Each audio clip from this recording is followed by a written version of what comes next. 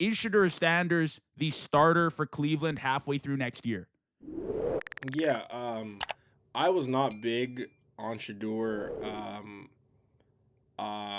going into the draft. I thought he was very limited in a lot of aspects. I didn't think he moved that well in the pocket. I thought his arm strength left a lot to be desired. But with that said, this was all under the impression that he was going to go within the top 5 picks, maybe even the top 20. Round 5 is just beyond disrespectful. Yeah. Like that is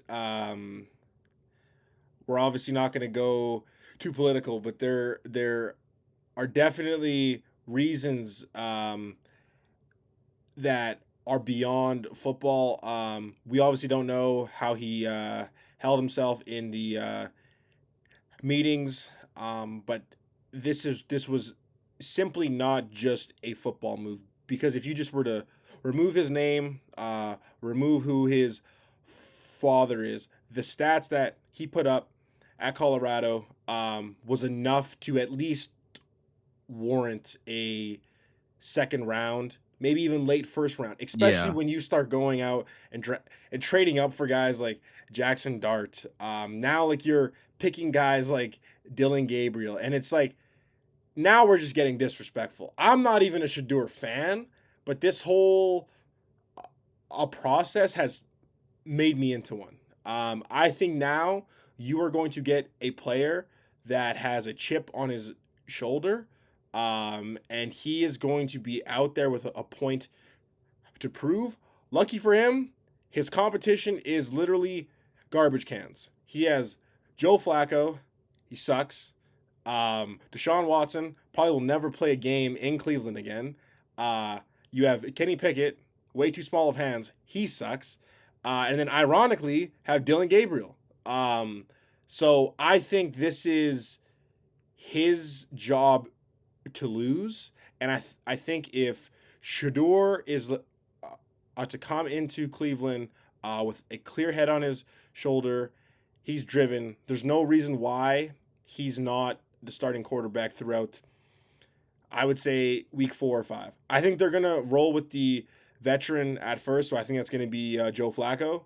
But I think he's going to be on a very short leash. And I think around week 4, week 5 is when we're going to see Shedeur.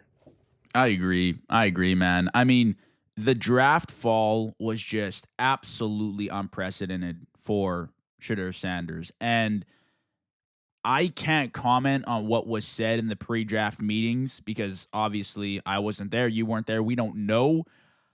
Obviously, it was bad enough or whatever the GMs and owners thought for it to tank that far. But like you said, Shedeur Sanders at least should have been a round 3 pick. And you know, that's at least. At most, he should have been a top 5 pick. And that's where most people were projecting him to go.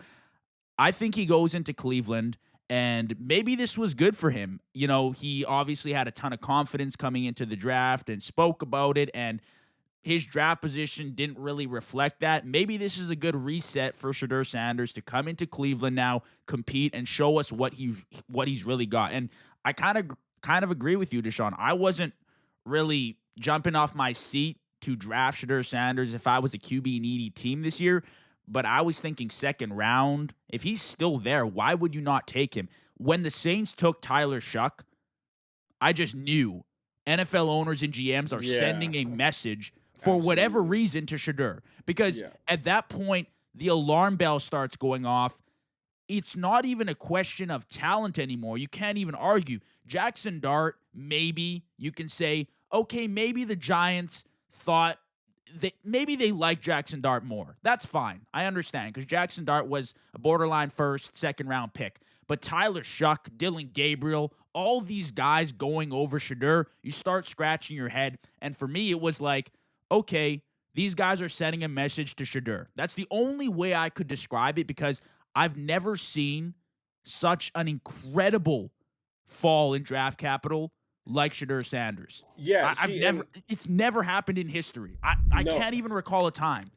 and see, I think uh, I should go off what you said. I don't even think this is just a message to Shedeur. I think with in college football you have NIL and just this whole wave of just player empowerment. I think this was a message that all 32 NFL GMs were saying to all future draft prospects is that like we still run like the league.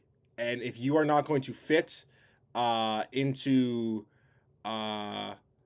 the expectations that we have, like you're not going to have success in the National Football League. And I think this was a message to every upcoming a draft prospect that either you fit in or you don't. And I think they unfortunately had to make like an example out of Shedeur. But exactly like you said, at the end of the day, where you get drafted ultimately at camp does not matter because eventually you have to strap up the helmet and you have to play football. And I just don't think any of the quarterbacks in Cleveland right now are better than Shedeur.